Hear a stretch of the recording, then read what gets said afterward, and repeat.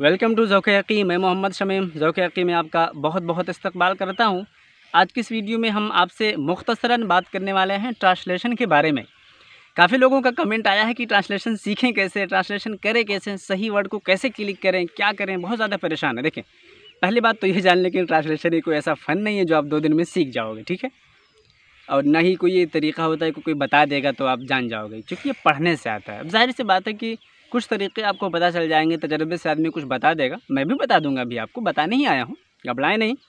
लेकिन मसला ये है ना कि बहुत सारा वर्ड मीनिंग आपको नहीं पता है। वोकैबुलरी टाइप का पूछ लिया वो, तो वहाँ आप क्या करोगे, वहाँ कंपैरिजन बेस्ड नहीं रहा।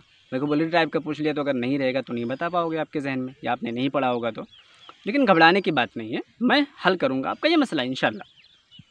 देखें, ट्रांसलेशन के लिए सबसे अच्छी बात यह है कि आप दोनों जो ज़ुबानें हैं जिसमें आप करना चाहते हैं, जो भी इंग्लिश है और अरबी है, इसी तरीके से उर्दू है। लेकिन देखें, सबसे ख़ास बात जो है किसी भी ज़ुबान में तर्जुमा करने के लिए, सबसे पहले जिस ज़ुबान में आप तर्जुमा करने जा रहे हैं, तो जिस ज़ुबान से आपने उठाया है, फिर जिस ज़ुबान में ले जा रहे हैं, तो जिस ज़ुबान को आपने उठाया है ना, उसको पहले फुल्ली अंडरस्टैंड करना ज़रूरी है। इसीलिए कहते हैं, अगर आप अपनी मदर टंग नहीं समझोगे ना, तो फिर आप कोई ज़ुबान नहीं समझ सकते हो। एटलीस्ट कम से कम समझो तो अपनी तरफ से कि उसमें कहना क्या चाह रहा है, फिर तो आप दूसरी ज़ुबान में उसको एक्सप्रेस कर पाओगे। लेकिन आप समझ ही नहीं पाओगे कि उसमें कहना क्या चाहता है, तो फिर आप ट्रांसलेशन कैसे करोगे। तो ट्रांसलेशन के बहुत सारे प्रिंसिपल्स हैं, मैं उतना डीप नहीं जाना चाहता हूँ कि मतलब उसको पहले अंडरस्टैंडिंग करना है, फिर उसको मतलब तज़व्वुक़ुन नुसूस, उसको अच्छे से हज़म करना है, फिर उसको एक्सप्रेस करना है। वो एक बहुत अलग मसला है, उधर हम नहीं जा रहे हैं। हम आपको सिर्फ शॉर्टली बताना चाह रहे हैं ट्रिक क्या अपनाना चाहिए। तो बस ये है कि आप उसको पहले समझोगे, तभी आप अच्छा ट्रांसलेशन कर पाओगे। तो समझने के लिए आपको मदर टंग आना ज़रूरी है। तो बोले तो अपनी ज़ुबान अच्छे से आना चाहिए आपको, तभी आप तर्जुमा कर पाओगे। अब जैसे मान लिया आपको इंग्लिश से अरबी में करनी है, तो इंग्लिश में जो लिखा हुआ उसको पहले समझो अपनी ज़ुबान में, मदर टंग में, उसको बेसिकली बोलते क्या हैं, फिर उसको दूसरी तरफ ले जाओ, तब आप अच्छे तरीके से ले जा पाओगे। या अरबी में ले जाना चाहते हो, या अरबी से फिर इंग्लिश में ले जाना चाहते हो, तो अरबी वाले को अच्छे से समझो, तभी आप दूसरी तरफ एक्सप्रेस कर पाओगे। ये एक दूसरी बात है, हम उसको बाद में कभी उस पर डिटेल से बात करेंगे ट्रांसलेशन के बारे में।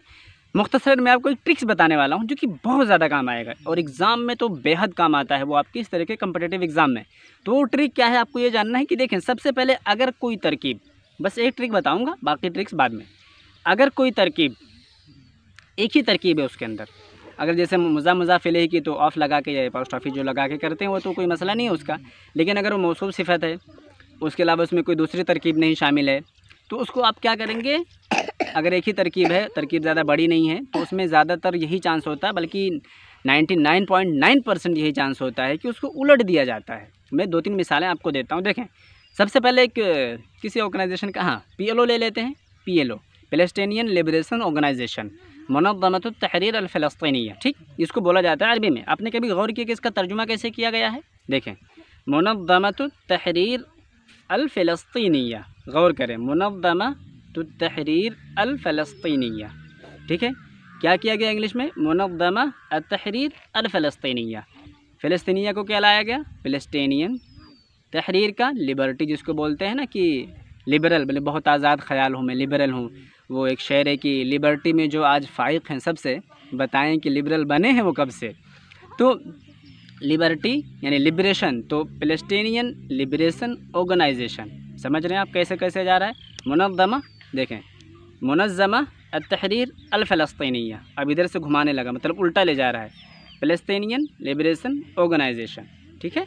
अब अगर इसी को अगर आप इंग्लिश में देखेंगे, तो अगर अरबी में करेंगे तो पहले ऑर्गेनाइजेशन का मुनज़्ज़मा, फिर लिबरेशन, फिर फ़लस्तीन, मुनज़्ज़मतुत तहरीर अल फ़लस्तीनिया। मतलब कि किसी भी ज़ुबान में अगर इंग्लिश में आएगा तो अरबी में उलट देंगे उसको सीक्वेंस वाइज, और अगर अरबी में आया तो इंग्लिश में उलट देंगे, और इंग्लिश में आया तो अरबी में उलट देंगे। ये एक एग्जांपल हो गया। दूसरा एक बहुत मतलब मामूली एग्जांपल है, मतलब हर कोई जानता है उसको, जैसे कि असिस्टेंट प्रोफेसर बोलते हैं, असिस्टेंट प्रोफेसर, ठीक है। अब असिस्टेंट प्रोफेसर को अगर देखा जाए आपको, तो प्रोफेसर को बेसिकली क्या बोलते हैं? उस्ताद बोला जाता है। तो उस्ताद मुसाइद, ठीक है, पलट दिया ना, असिस्टेंट प्रोफेसर, तो प्रोफेसर का पहले उस्ताद लाया, फिर असिस्टेंट का मुसाइद लाया। अगर ऐसे हम अरबी में इसको देखेंगे तो उस्ताद मुसाइद का पहले असिस्टेंट लाया, फिर उस्ताद का प्रोफेसर लाया।